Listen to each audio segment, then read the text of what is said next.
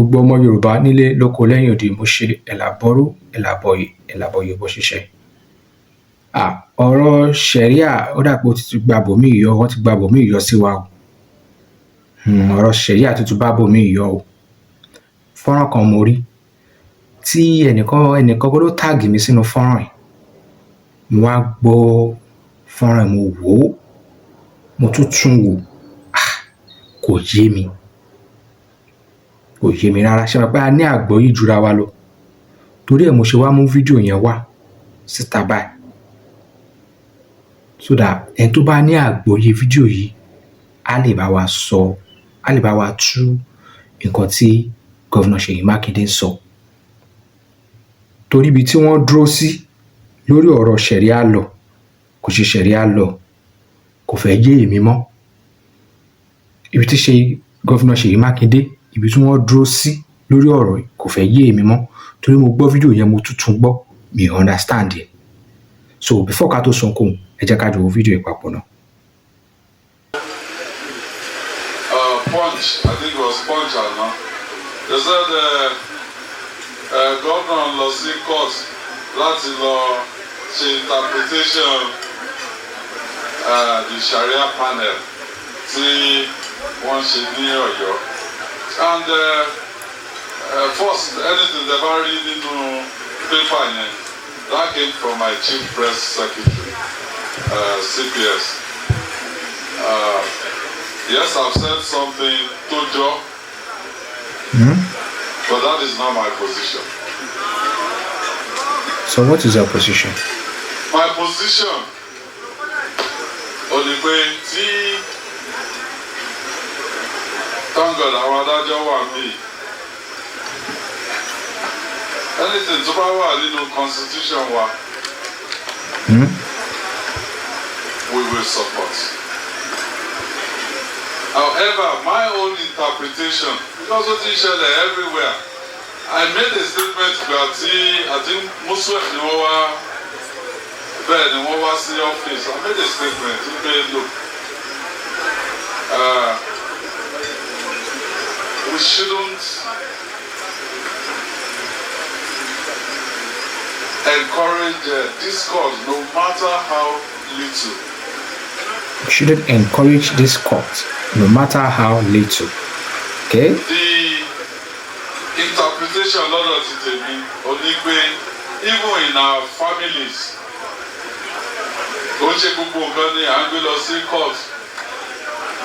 Nínú family wa, àwọn èèyàn lè ní disagreement. The elders in the family, they call them one bá wọn dá sí.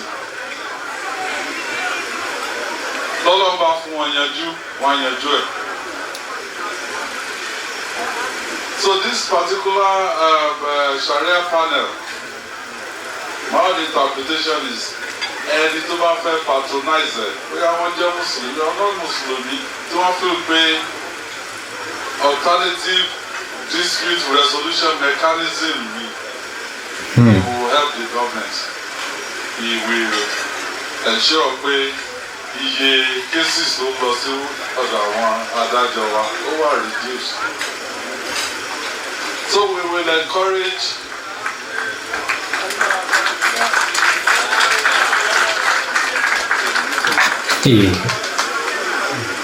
alternative dispute resolution. Àwọn ti dàrú bí o. Kò yé mi o, kò yé mi mọ́ o. If it's something to be enforced, then àwọn tó lè enforce anything ní the court recognized by the constitution. Ṣẹ́rí ọ̀rọ̀ yóò yé mi, àwọn adájọ́ tó wà bẹ́ẹ̀ ni wọ́n ṣà ń darí ọ̀rọ̀ sí. Ṣé ló ń lọ wájú tó ń lọ sẹ́yìn? Mo dẹ̀ rí pé ó dà pé àwùjọ àwọn Mùsùlùmí àbí nǹkan kan ni wọ́n wà bẹ́ẹ̀ tó ń lọ, àwọn yẹn ń ṣe Allah àbí Allahu Akbar àbí nǹkan kan tó ń sọ ńbẹ̀ yẹn. Fídíò yìí tí máa sọ pé ó yé mi àbí nǹkan tí gọ́vnà Seyi Makinde ń sọ nínú fídíò tí máa sọ pé ó yé mi, irọ́ ni mo pa. Kò yé mi rárá. Torí ṣe mọ̀ pé àwọn olóṣèlú ọgbọ́n kan tí wọ́n máa ń dá ni pé ẹ̀ ní mọ ibi tí wọ́n fèsì gan ẹ̀ ní mọ́bi tí wọ́n dé dúró gan ọ̀rọ̀ yẹn kàn máa lọ wájú á máa lẹ̀yìn á máa lọ wájú á máa lẹ̀yìn ni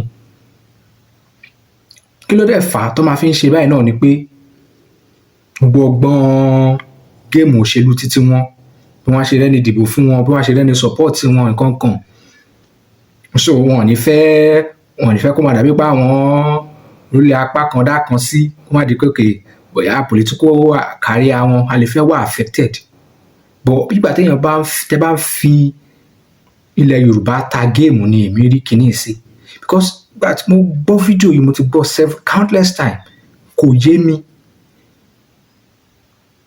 ṣé wọ́n ti fọwọ́ sí Sharia law ní nǹkan tí wọ́n ń gbìyànjú àti sọ ni àbí wọ́n ń play game pé òkè o tó bá jẹ́ nǹkan tí ó wà ní constitution o àwọn adájọ́ náà rí o àwọn ló wà lórí ìjókòó yìí o tó bá jẹ́ nǹkan tí ó ṣe kíní kan ní o kan fọwọ́ sí àbí torí kò yé mi. so ẹ jọ̀ọ́ ẹ̀yin tẹ́ bá ṣe alábàápàdé fídíò yìí nǹkan tí gọ́vnà Ṣèyí Mákindé ń sọ nínú fọ́nrán yìí nǹkan tí message tí wọ́n try àti pass across ẹ jọ̀ọ́ ẹ bá wa sọ under comment section ṣé wọ́n fi wá gbá géèmù òṣèlú ni